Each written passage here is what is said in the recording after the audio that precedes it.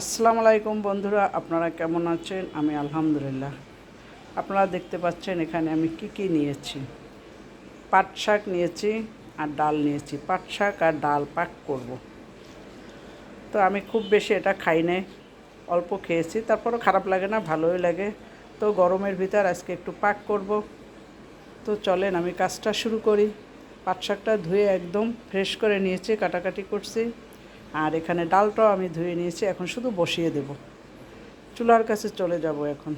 চলেন, ডালটা আমি এই পাতিলে দিয়ে দিচ্ছি।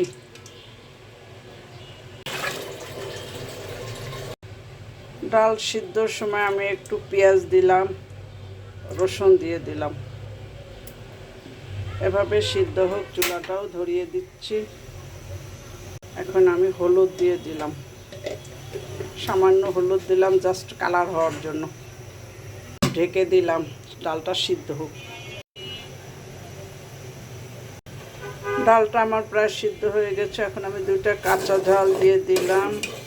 ডালটা এখন আমি ঘুটনি দিয়ে একদম ঘোটাঘুটি করে মিলিয়ে দিব, তারপরে পানি দিব। এবার ঘুটনিটা নিয়ে নিলাম, এভাবে ঘুরতে থাকবো। ঘুরতে ঘুরতে যখন ডালটা একদম মিলে যাবে তখন আমি পানি দিব।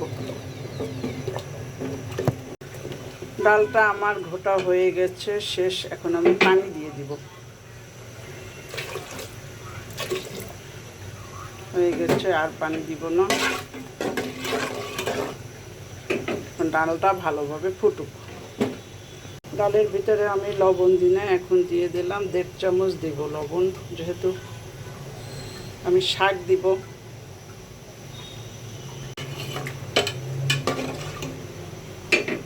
ডালটা আমার এখানে ফুটে গেছে। আমি এখানে ডালটা বাগার দেওয়ার জন্য অন্য চুলায় পেঁয়াজ দিয়ে দিচ্ছি, রসুন দিয়ে দিচ্ছি। এরপরে আমি তেল দিয়ে দেব।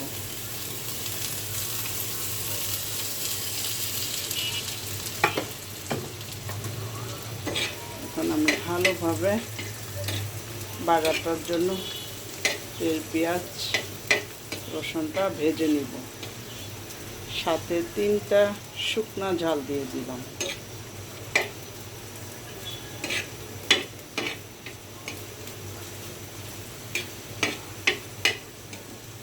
এবার আমি শাকটা দিয়ে দিচ্ছি। শাকটা দিয়ে আমি 2 মিনিট রান্না করব, এরপরে বাগার দিয়ে দেব। আমি বাগারের আগেই দিচ্ছি।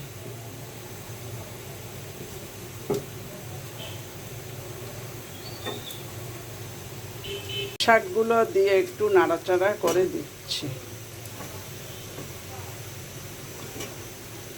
কালারটা যাতে নষ্ট না হয়, এর জন্য বাগারের আগে দিয়ে সাথে সাথে উঠিয়ে নেব।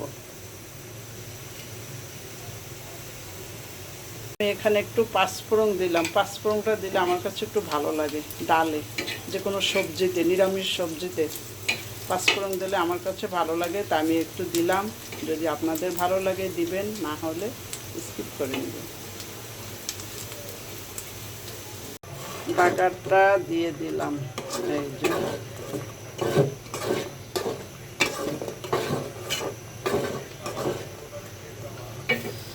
এখন আমি ঢেকে দেবো, একটু ঢেকে দিলাম 1 মিনিট। হয়ে গেছে আমার ডাল রান্নাটা। এখন আমি উঠিয়ে নিচ্ছি, চুলা অফ করে দিচ্ছি। বন্ধুরা, অবশেষে আমার পাট শাক আর ডাল রান্না করা হয়ে গেছে। পাঁচফোড়নের এত সুন্দর সেন্ট আসে, মনে হয় যেন সব ডাল আমি খেয়ে ফেলি, এত সুন্দর সেন্ট আসতেছে। যাই হোক, দেখতে খুবই সুন্দর লাগে, মাশাআল্লাহ।